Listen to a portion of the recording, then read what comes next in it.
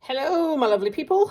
What I want to talk about today is psychological attachments. So, for example, I was discharged from the hospital with a wheelchair, and I decided unconsciously that I needed a wheelchair to get around.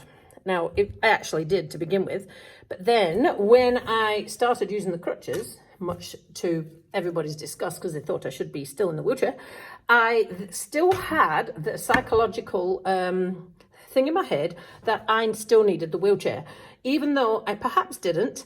And they had also been talking to me about the fact I shouldn't fall, la la la. Now I know I shouldn't fall, but it had been mentioned to me so many times that it had actually put a fear in me of these crutches. Now these crutches are mine. I've been using them for a long time, well over a year. So it was illogical that I would be afraid of them. And it took me a while to get over that. But then it was still the thing about the wheelchair. So I need the wheelchair to get around. Now, it was because I was in my brain, I wasn't sure that I had enough strength in my shoulders and wrists to carry me everywhere I needed to be without a leg, with just one leg, on crutches.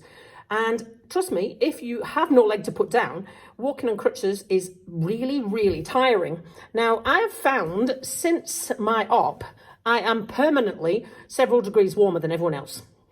And that is because it takes me so much more effort just to do the normal things I used to do because I've lost so much muscle and leg and all of that body part that used to do the blood oxygenization and metabolizing and all that.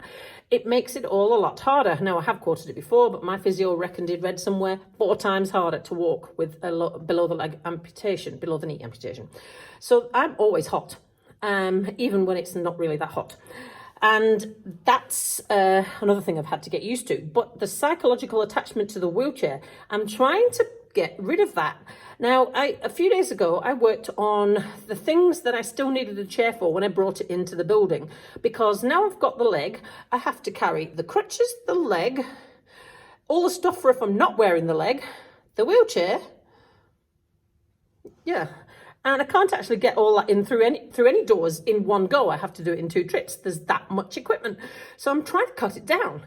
Now, in a blog a few days ago, I talked about having to take the laundry to the washing machine and back.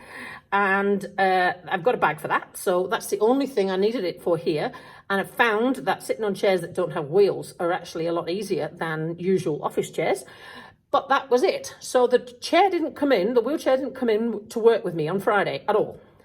Then the next thing I needed to get rid of was, how do I go to the pool? Because I don't go to the pool wearing the prosthetic leg because I was afraid of slipping on the pool side and the crutches on the pool side and all that sort of thing.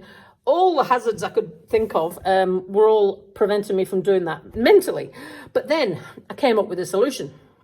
What if I walk in on 2 feet, leave the leg in the disabled changing room and use their plastic wheelchairs to get to the poolside? That means my wheelchair still hasn't had to leave the house. So I left it in the house and we tried this. So I had the leg on, walked in, up the steps. Yeah, steps. I'm practicing steps. I'm doing them 1 foot at a time at the moment. It could be a wee while before I can do it the other way.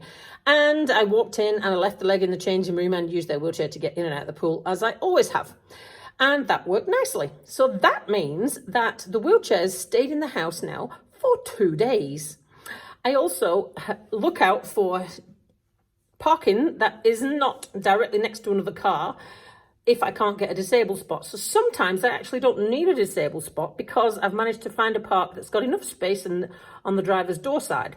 Speaking of which, my getting in and out of the car is improving. I've almost got it out on one leg. I did make a mistake yesterday and I got my foot, thought I got my foot caught under the brake pedal. Then when I looked down, it's actually my shoelace. But because I haven't got any feeling, I don't know, I can't feel it pulling and I couldn't tell what it was that was stuck and I had to sit down again and have a look. It's really weird. Anyway, then not needing the wheelchair part, that's what I'm working on. And I also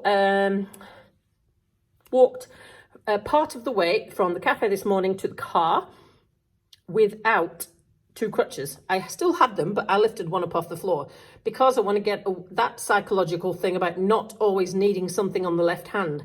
It's all in the brain. I don't actually, but I think I do. And it's the same with the wheelchair. So what we've got to do is tick things off one little tiny step at a time. And that is the easiest way to go. Tiny steps.